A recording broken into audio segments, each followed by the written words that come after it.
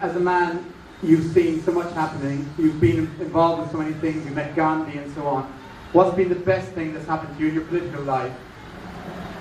So that's the first question. The second question is, what's your prognosis for Britain? You know, credit crunches and everything else. What's the prognosis for Britain, for your grandchildren, for example? And the third thing is, would you open the globe up to everybody and just take passports away and say it's a free globe, we should all walk about? Well, the best thing that's happened to me is the people who've encouraged me in my life. I remember a teacher when I was young who said, "You haven't got it quite right, Tony, but you carry on." And when I was in Parliament, old MPs said to me, you know, work with us and we'll give you a hand.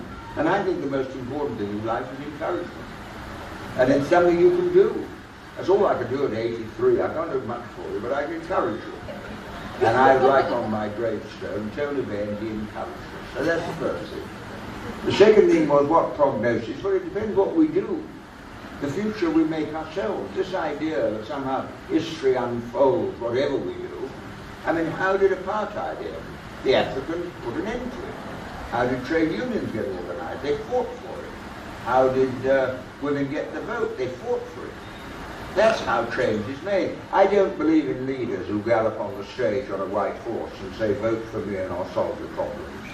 My interest is in the teachers who explain the world and the movements who try to change it. Now, I've forgotten your last question now. What was that? Free global movement. You know, people can move anywhere in the world. Well, I have to be realistic, I suppose, but I do think that this idea that the foreigners are the enemy is wrong. And I think you just have to open up as much as you can. And I do think people who come here as asylum seekers really have to be protected. I'll give you an example. There's a woman I know in Tesco's, lived here 15 years. She's in Ethiopia. Her husband was killed and so on. And they're still trying to get rid of her. And it's outrageous. So I think not everybody can turn up everywhere, but the world is now a small village. And whereas in the old days, if there was a famine in Ireland, nobody knew about it. But if a famine in Ireland, in Bengal, it's in our village. So our attitude to world problems has got to be different. Globalization just means capitalism flowers. Internationalism means we help each other.